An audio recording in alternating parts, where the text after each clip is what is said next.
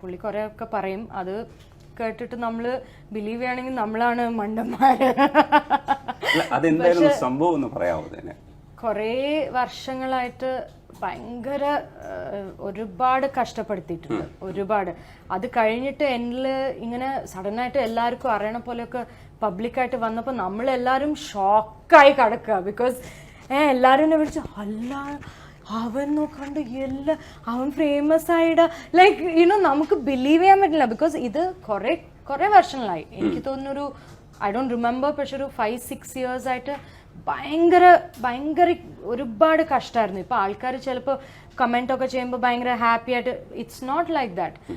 ശരിക്കും അതൊരു ഞാനായെക്കൊണ്ട് ആ ഒരു I have so much patience and എനിക്കതിൽ ഇൻവോൾവ് ആവാൻ ഇഷ്ടമല്ല. Let them deal with it. ഞാൻ എൻ്റെ ലൈഫ് അല്ല അത്, their life is their life. എനിക്ക് എൻ്റെ ലൈഫിൽ കുറേ ഉണ്ട് ചെയ്യാനും, ഇറ്റ്സ് വെരി വെരി ഹെവി. അപ്പോൾ ഞാൻ ഇൻവോൾവ് ആവാണ്ട് ഇരുന്നതാ. പക്ഷെ ശരിക്കും പറഞ്ഞാൽ എല്ലാവരും പറഞ്ഞു പോലീസ് കംപ്ലയിൻറ്റ് കൊടുക്കണം, ഇത് ശരിയല്ല എന്നൊക്കെ ഭയങ്കര ഒരുപാട് കഷ്ടപ്പെടുത്തിയിട്ടുണ്ട്. ബിക്കോസ് വിളിച്ചോ, എല്ലാവരും വിളിക്കുക, ഓരോന്നും പറയുക, ഒരിക്കൽ ഇങ്ങനെ പറയുക, ഒരിക്കൽ അങ്ങനെ പറയുക, ഒരിക്കൽ ഭയങ്കര ദേഷ്യം പെട്ടിട്ട്. സോ അമ്മേനെയോ അച്ഛനെയോ ഒക്കെ വിളിക്കുമ്പോൾ എൻ്റെ അമ്മയ്ക്ക് അപ്പോൾ ക്യാൻസർ കഴിഞ്ഞിട്ട്, കീമോ ഒക്കെ കഴിഞ്ഞിട്ട്, she was going through certain things. ആ സമയത്തൊക്കെ അമ്മേനെ എപ്പോഴും വിളിക്കുക.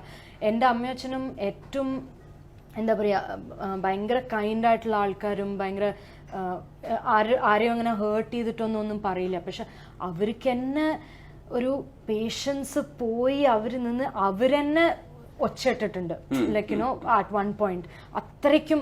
പിന്നെ ഞാൻ പറഞ്ഞു, ഒരു വഴിയില്ല, you just have to ignore.